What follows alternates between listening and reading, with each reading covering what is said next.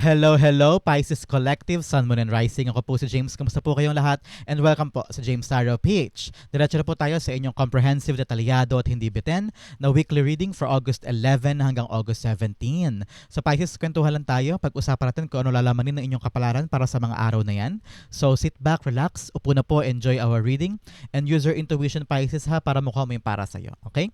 Pisces, meron pa tayong isang tanong, isang sagot portion. So kung meron kang pang malakas ng isang tanong, you can ask that at the end of our reading. So sa isip lamang ha, huwag mo isulat sa baba. Sekreto lang natin yan. So stay tuned for that para po sa reading na yan for later. Okay?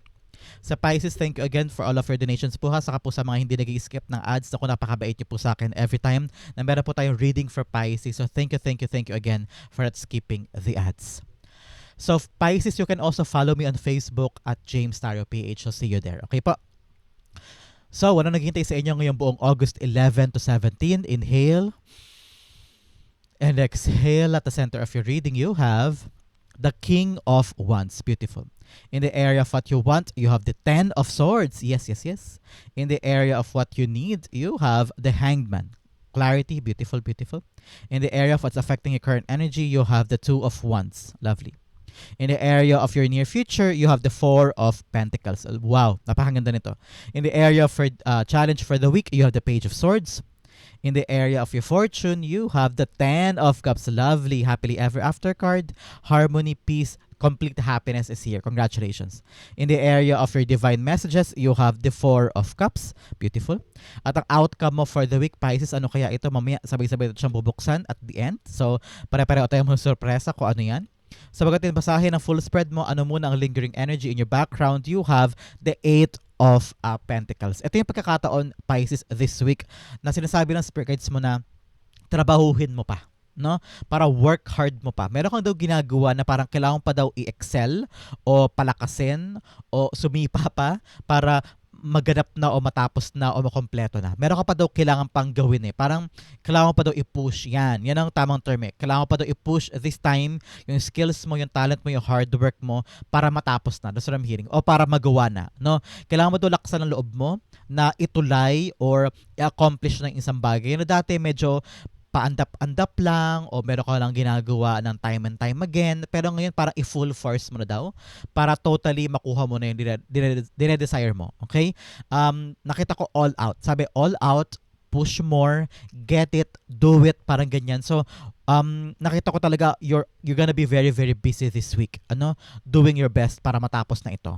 Meron ka mga bagay na nabinbin na before pa eh. Parang kakahintay mo o kaya visualize mo siyang mangyari, visualize mo siyang marating sa buhay mo. Pero ngayong linggong ito, gawin mo na daw. O kaya, ibigay mo na lahat to make sure na yung good outcome mapunta sa'yo. Okay? Napaka good thing this time for you this week. Okay? Making things happen. Okay, gawin na, isabuhay na, itulay na. Kasi at the center, tuloy na natin, you have the King of Wands. Meron ka mga plano, meron ka mga idea, meron kang gustong gawin. Meron ka mga, sana gawin ko to, sana ma-accomplish ko yan. May vision kayo. Malinaw sa isip mo yung gusto mo eh. Malinaw sa isip mo yung mga bagay na parang, okay, I want this, I want it now. Gusto ko na maganap. Pero, kung wala kang tibay na loob at saka yung hard work talaga, yung parang consistent effort, continue showing up every day. Halimbawa, balak mong mag-apply, balak mong maging call center agent, pero wala kang lakas ng loob na pumunta doon. No? Paano siya mangyayari kung wala kang tibay ng damdamin at saka desididong pagkilos na gawin yan? No? Nasa vision mo na, nasa pangarap mo na, ay balak ko mag-call center, okay ang kita doon panggabi, so may time pa ako for myself, total lagi naman ako nagpupuyat, tapos tagang night owl ka, halimbawa. So parang sabi mo, swak sa akin yun, pwede sa akin yun, pwede kong puntahan yan. Pero ano yung mga ginagawa mong pagpapagod or hard work para makompleto yan, magawa yan? Ano yung mga bagay na nilalapat mo in order for you na tong vision na to ay matupad? No? So, importante yung passion, importante yung lakas ng loob, importante yung silakbo ng damdamin na ay gagawin ko yun, ay gusto ko yun. Pero ano yung makakaya mong ilapat na kaukulang effort para matupad? Importante yan ngayong linggo, Pisces, okay? Clarify natin to. Example lang yung call center ha. Pero parang gano'n yung analogy. Meron kang gustong gawin, meron kang gustong tumbukin, pero ano yung mga kaukulang steps patungo doon? Yun ang kailangan mong isipin this time, okay? The King of Wands being clarified by The Eight of Pentacles. Yes, clarify din niya yung sinabi ko. Na para ano ba yung kaukulang steps na kailangan mo? Handa ka bang magpagod dyan? Handa ka bang magpawis? Handa ka bang katulad ng parang handa ka bang magdumi o maglaan ng putik para lang matapos yan? Ready ka ba to conquer anything? Magpuyat? Magpagod? Magkaroon ng sleepless nights? Ano yung mga kaya mong i-sacrifice in order for you to achieve this goal? Okay? This goal is promising. This goal is beautiful. Alam mo na yan talagang gusto mo at magbibigay sa'yo ng magandang future. Pero ano yung kapalit? Ano yung kaya mo ring ibigay in total para makompleto na yan o magawa na yan? Yun yung mga bagay na dapat mong isipin this time. Hindi, kasi marami sa atin nakakot doon sa pangarap, nakakot doon sa ay ang galing-galing no, ang sarap-sarap abutin yan, ang sarap-sarap makuha yan. Pero ready ka ba to do that, to do the work, to do the dirty job, to do the hard work para doon? Yan ang kailangan mo isipin this time, okay? In the area of what you want, gusto mo na matapos sa paghihirap mo.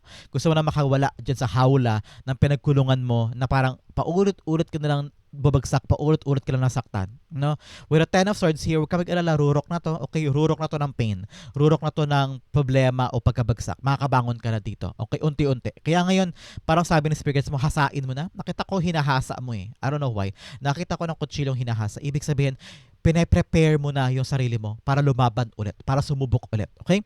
With the King of Wands here, meron ka ulit plano na parang somehow na-energize ka. Parang lumalakas ang kumpiyansa mo, lumalakas yung katawan mo. Parang na-excite ka sa bagay na to, parang pwede to. Pero with the Eight of Pentacles, ready ka na ba? Yung skills mo, handa na ba yan? Meron ka ba dapat asikasuhin pa? Meron ka ba dapat i-polish?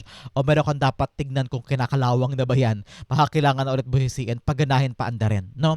Para sa pagbangon mo ito, ready ka na at makuha mo na yung mga bagay na gustong-gusto mo sa life mo. Okay? Sabi ng spirits mo, wala kang excuses this time. Okay, Pisces? Wala kang excuse. Nanggaling ka sa pagbabagsak, ang only way mo ay umakyat. No? Sa pag-akyat mo, kailangan huwag kang choosy. Huwag ka rin parang, ay, ayoko niyan, ayoko i-try na yan, ayoko niyan. Paano ka mananalo this time kung puro ka ayaw? No? Ngayon, tapangan mo, harapin mo, ibangon mo ang sarili mo. Okay?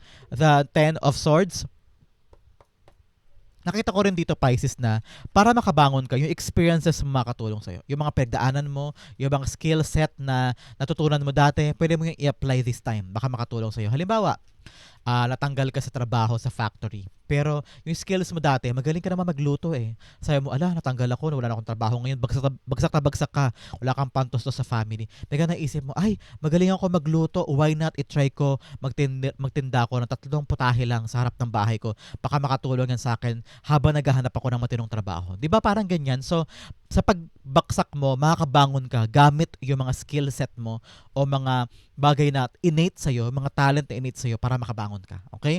Ngayon, ilapat mo ang paa mo sa lupa at magdire-diretso ka sa trabaho. Pag sumikapan mo yan, makakabangon ka. Okay? Ten of Swords, you have the King of Wands. Yes, binalik tayo dito. Yes, you have the drive and passion. Huwag ka matakot daw. Huwag ka matakot na bumangon ulit. Huwag ka matakot na mag-try ulit. Nasa sa'yo daw yung power this time para makawala ka sa hirap. Para makawala ka sa struggles mo. Okay? Bagsak na bagsak ka na. I know some of you nag-fail, na-reject, or talagang totally tinanggal o na-lay off. Ito, may passion ka pa ulit to try again. Huwag ka mawawala ng pag-asa ha. Huwag ka mawawala ng drive to continue again your life. Okay? May chance ka pa. May pagkakataon ka pa. Meron ka pang pwedeng habulin. Marami kang skills. Marami ka nang na-try sa buhay mo. Marami ka ng expertise. Meron kukuha sa'yo at meron makakita ng potential mo. Okay? Don't lose hope. Okay? In the area of what you need, you have the Hangman here. Kalinawan ng isip. Okay? Ngayon, huminto ka muna parang dalian. Parang, okay, I need to sit down and think first. Saan ba ako pwede? Saan ba ako pwedeng ilaan tong skills ko? Saan ba ako pwedeng swak na swak ako in the near future o ngayon this time? Okay? Halimbawa, tanggal ka nga sa trabaho and then nag-iisip ka, ano kaya pwede ko pagkaabalahan? Saan ba ako magaling? Halimbawa, magaling ka pala mag-edit ng mga videos. Halimbawa, magaling ka pala sa computer o mag-edit ng mga vlog. Why not mag-apply ka as editor ng mga vlogger? Naku, malaking pera din yan. So, gamitin mo yung skills mo on better use at doon ka mag-Google ng maraming oras. Malay mo, yun na pala yung para sa'yo. So ngayon, umupo ka muna at pag-isipan mo to. Kailangan mo daw malinawan this time eh. Kailangan mo harapin yung katotohanan para moving forward, alam mo yung gagawin mo. Okay? So ngayon, halimbawa, hindi na gumagana yung negosyo mo. Halimbawa, nag-fail, nalugi ka. So ngayon, sinara mo na yung negosyo, di ba? Okay, upo tayo. what do I want next time? So, kailangan malinawan ka ngayon.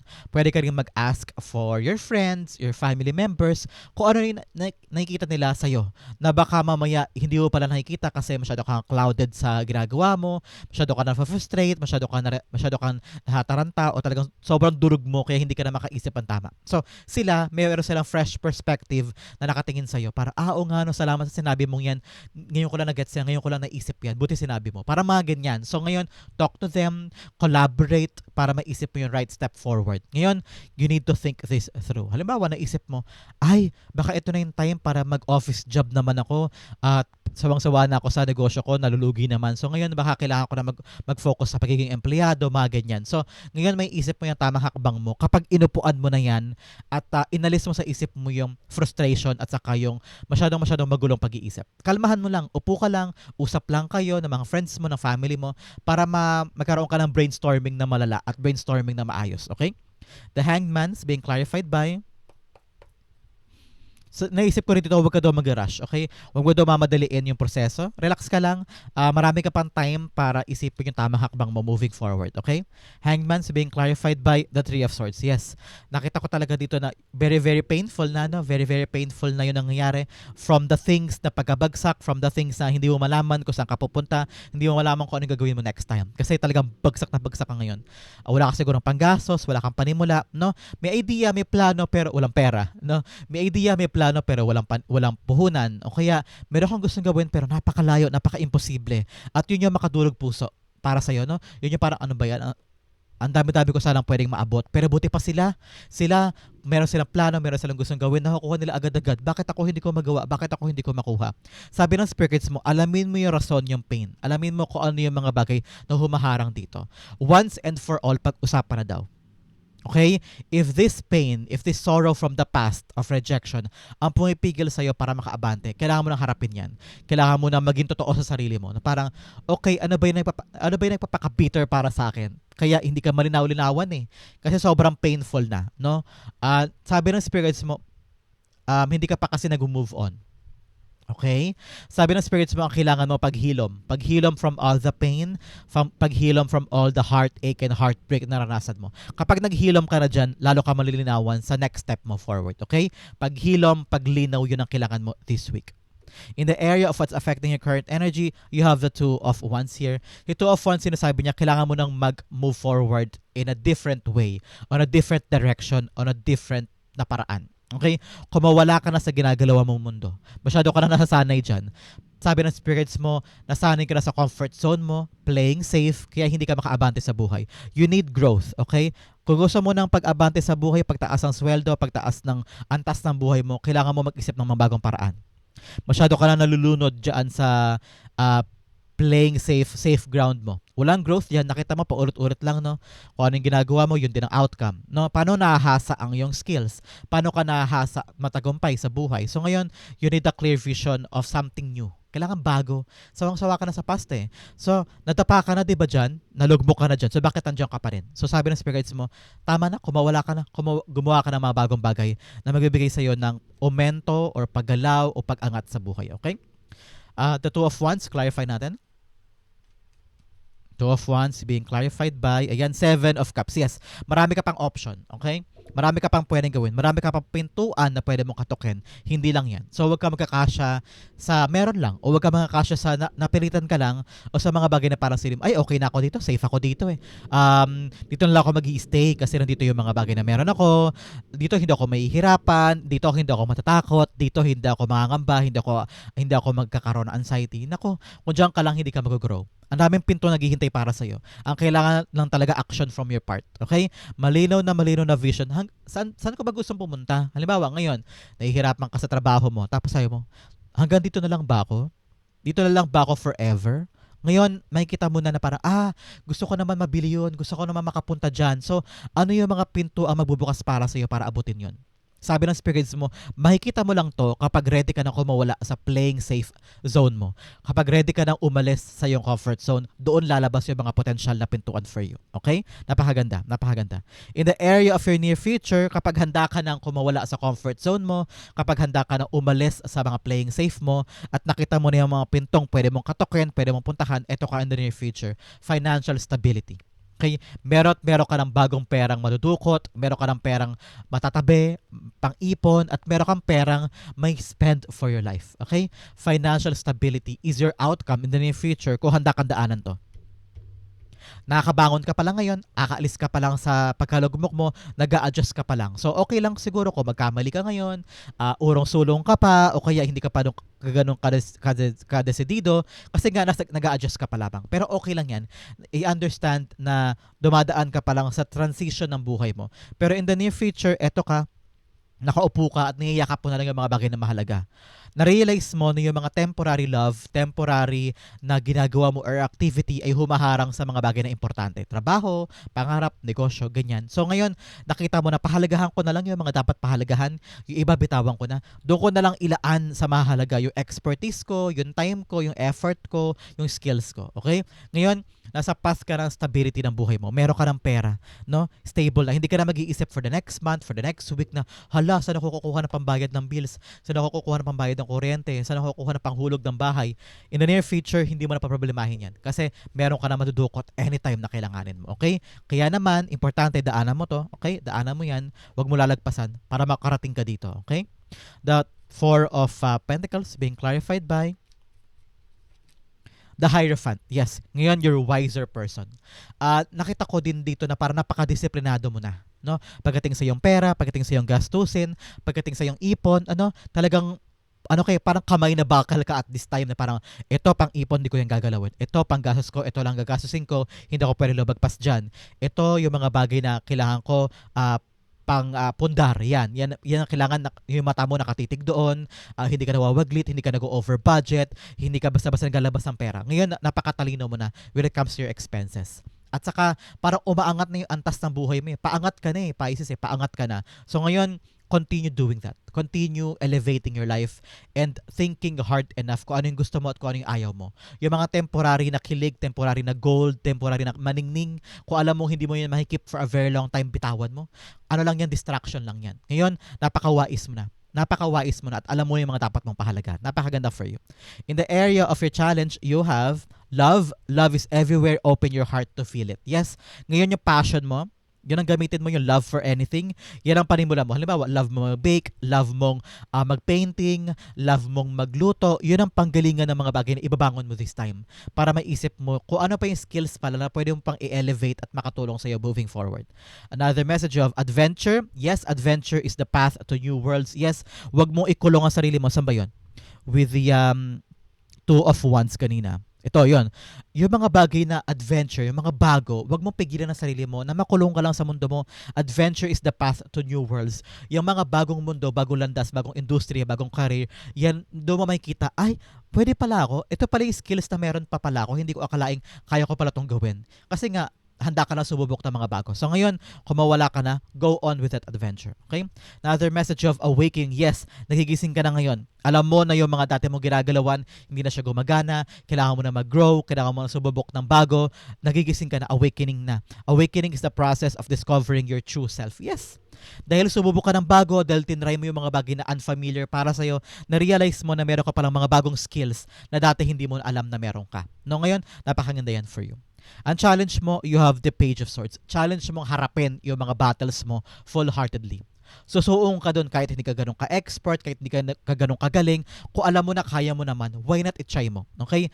Give yourself a chance na i-try yung mga bagong bagay kahit na may alinlangan, may duda. Okay, sa simula lang yan. Sa simula lang sinasabi ko sa iyo, yung takot mo, yung kaba mo na yan, sa simula lang yan. Kapag dinadiretso mo yan, makikita mo, ay, kaya ko pala, ay, meron pala akong gantong skills. All along, hindi ko alam na kaya ko pala yung gantong bagay. So ngayon, may figure out mo, mas kikilalanin mo yung sarili mo sa pagsuong nito, okay?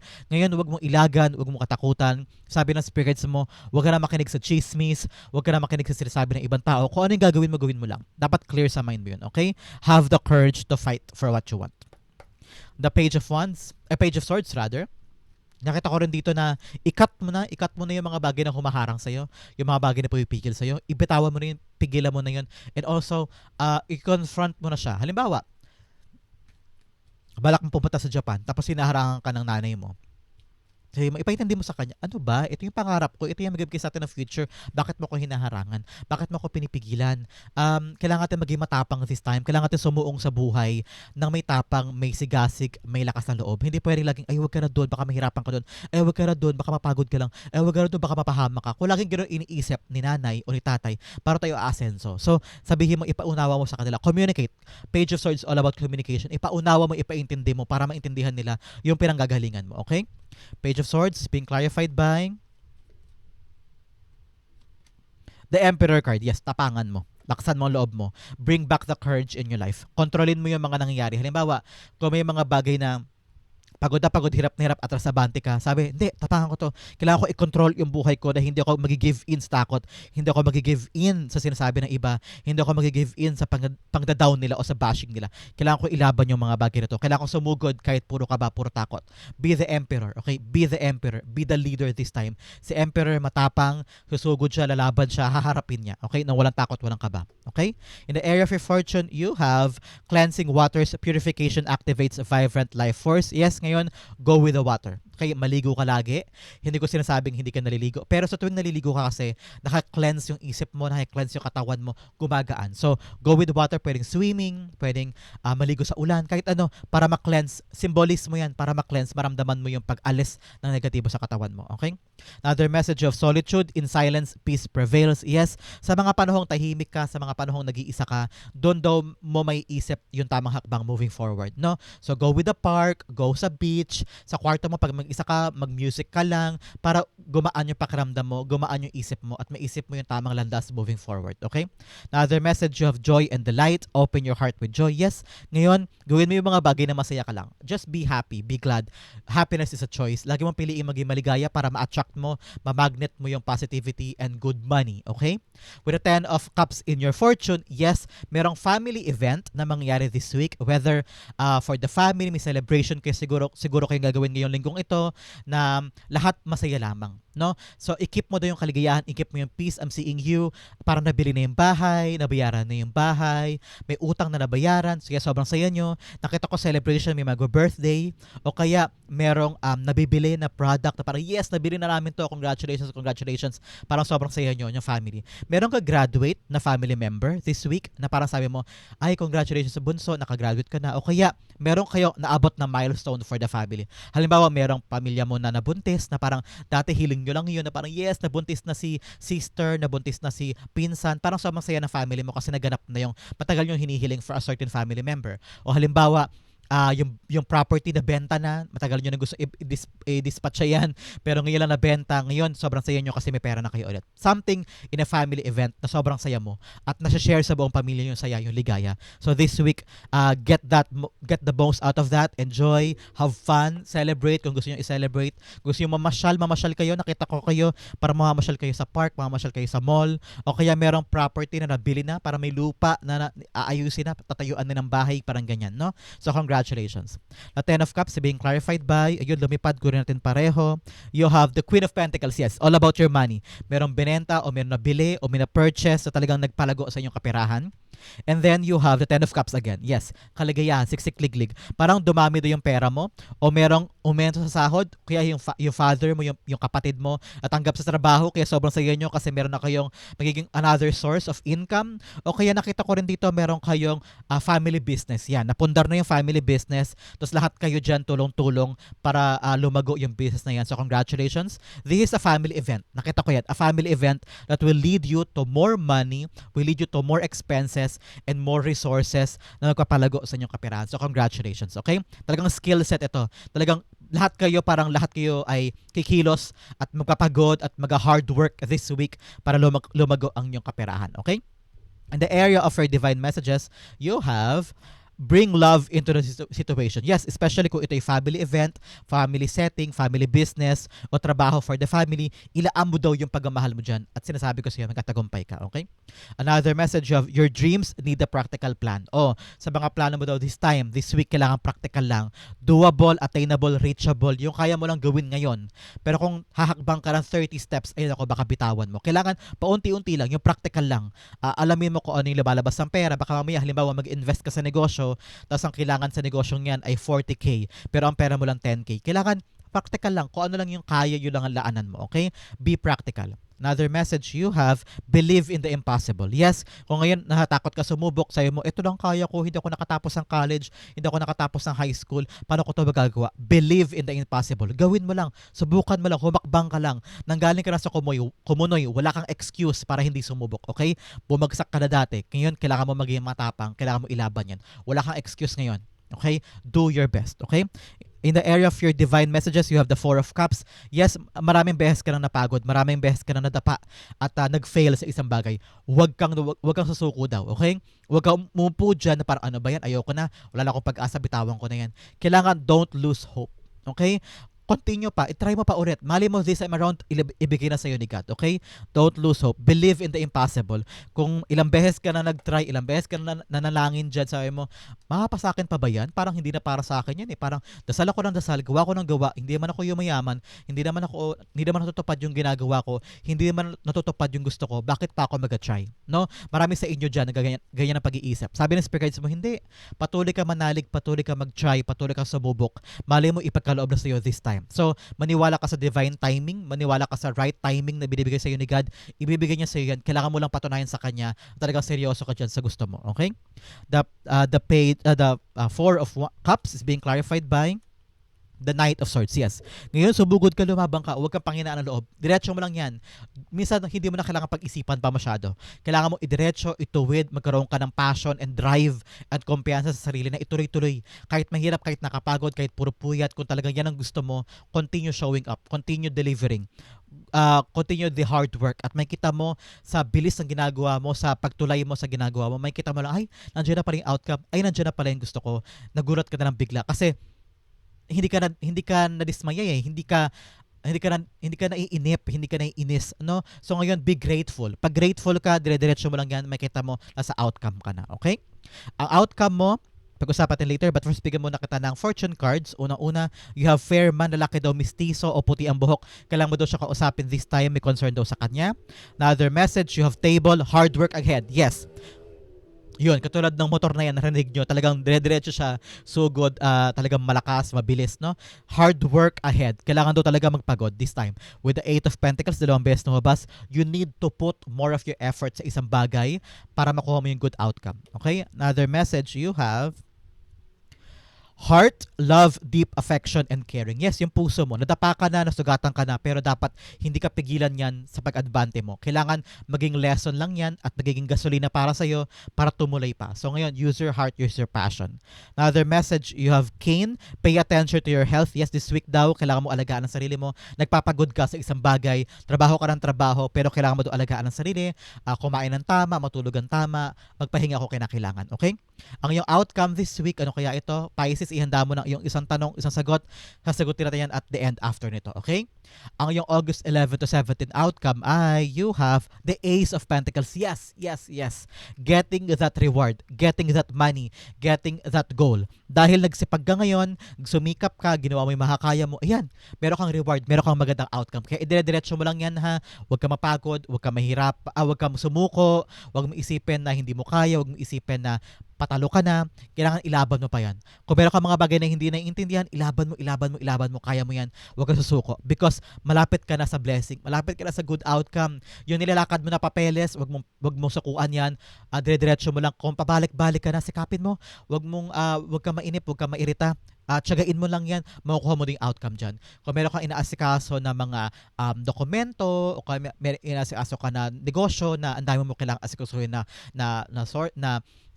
tawag dito, na supplier, o kaya inaasikaso mo yung pwesto mo, tapos nahihirapan ka kasi everyday maliit ang kita, o kaya konti ang customers, hard work lang, kailangan mo hard work, sipagan mo pa at makukuha mo na yung blessing. Ito yung guarantee para sa'yo. This is the sign. Yung inaasikaso mo ngayon, swerte ang makukuha mo. May makukuha ka dyang pera, or goal, or milestone, o makukuha mo na yung reward this time. Congratulations, okay? The Ace of Pentacles, clarify natin siya. Talaga namang maganda to. So, congratulations. Hard work is paying off. Yung pinaghirapan mo, meron ka makukuha dyan, meron ka mahihita. Yes, Seven of Pentacles. Nagbunga na daw. Nagbunga na daw. Diba Seven of Pentacles, parang you're watering the plant. You're watering it para lumabas yung mga bunga. Makuha mo yung matamis na bunga sa pinaghirapan mo. Yes, this is a blessing from something that you worked hard for. No? Kaya ngayon, huwag susuko, huwag bibitaw, idiretso mo lang yan, kunin mo yung outcome dyan, at huwag kang mawawala ng pag-asa. Because the blessing is here. Money is here. Kaching-kaching ito. So nakita ko yung bank account mo lalago, nakita ko na merong babayaran ka, o nakita ko papahalagahan ka na ni boss, makita mo na yung mga bagay na dati, imposible lang ngayon, nasa kamay mo na. So congratulations. Kung bahay yan na hinuhulugan, tiyagain mo lang. Kung bahay yan na hinahanap mo, gusto mong bilhin, o kaya meron ka binibenta na kondo, na 4 na kondo, kailangan mo maka-reach ng quota, ayan, meron ng kliyenteng bibili dyan, your hard work is paying off at makukuha mo yung reward or incentive dyan. So congratulations, Pisces. That is your August 11 to 17. Dumako na tayo sa isang tanong, isang sagot. Pisces, close your eyes. Concentrate on this one question. Spirit guide, Holy Spirit, bigyan kay Pisces sagot sa kanyang tanong. You have 1, you have 2. Bigyan kita ng angel card to clarify all of your questions. Pasalamatan mo ang angel guide mo ngayon kasi ginagabayan ka niya sa question mo na ito. You have 1 and you have 2. Okay, Pisces, open up. Open your eyes. Inhale. And exhale. The answer to your question ay, you have the 7 of Swords in reversed. You have the 8 of Cups in reversed. You have romance and you have you're ready. Okay, sabi ng spirit guides mo, wag ka daw atras abante. Parang you're on the brink of quitting na eh. Parang lagi, ay ayoko na, bitaw na ako. Parang lagi kang paatras, lagi kang pa-quit. Nako, sa question mo, sabi ng spirit guides mo, tanongin mo sarili mo, ito ba talaga yung gusto mo o hindi? Kailangan you need to figure out kung ano yung mga bagay na dapat mo nang iwanan, bitawan para makapag-focus ka sa question mo at makuha mo yung good outcome.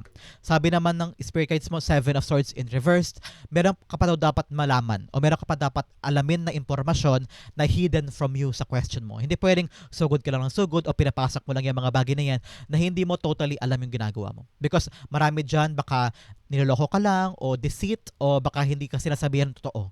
Because nakita ko ito dito, lying, stealing, or cheating. Kaya sabi ng spirit guides mo, know the truth first bago mo pasukin yung pinapasok mo. Ngayon, alamin mo muna lahat bago ka kumilos. Okay? Para meron kang strategy, para alam mo yung gagalawan mo, alam mo yung strategy mo sa pagpasok dyan sa question mo. No? Know the truth, wag mo agad sukuan, alamin mo muna, wag ka muna bumitaw. With romance here, kailangan daw ng commitment in your part. Romance all about love, commitment, passion, giving your best shot, giving your whole heart, at saka paninindigan. Okay? Kailangan panindigan mo yung pinapasok mo sa question mo. And sabi na angel mo, you're ready na daw. You're ready na sa resulta, baka. You're ready na sa magiging solusyon sa question mo, sa kakaharapin mo. Parang ready ka na to give your verdict. Yan. Whether a-accept mo yan o bibitawan mo. Ngayon, harapin na daw. Wag mo nang i-avoid, wag mo nang iwasan. Especially here with the 8 of Cups, iwas ka nang iwas, avoid ka nang avoid. Ngayon sabi ng spirit guides mo, harapin mo na. Okay? Harapin mo na ngayon para malaman mo kung ano yung pinapasok mo, malaman mo kung ano yung dapat mo ibigay, dapat mo ilaan, kung ano yung papers na dapat ilaan dyan, kung ano ba talaga yung totoong kinakaharap mo. Kasi meron dyan matalanghaga, puro matamis sa salita, puro magagandang mga bagay na, uy, para akala mo yun lang ang makukuha mo. Pero hindi mo pa tinitingnan yung cons o kaya yung liability o yung mga pangit na bagay na kaakibat ng niyakap mo sa question mo. Ngayon, harapin yan, alamin, huwag agad sumuko, harapin na ngayon, you're ready to face this and panindigan kung ano man yung magiging outcome ng question mo. Sabi ng spirit guides mo, parang narinig ko no. This is not for you. Pero kailangan mo harapin na ngayon, no? This is not for you this time. Pero kailangan mo siyang harapin full-heartedly at panindigan mo yung mangyayari at harapin mo yung magiging consequences. Okay, Pisces? The answer is no for you. So this is your answer to the question. Hopefully po naka-resonate ka. This is your August 11 to 17. Sa po kayo naka-resonate, sa po naka-rate, comment down below and I'll be reading your messages. Thank you again for watching hanggang dulo, Pisces. I love you. This has been James for James Sarah PH. God bless everybody.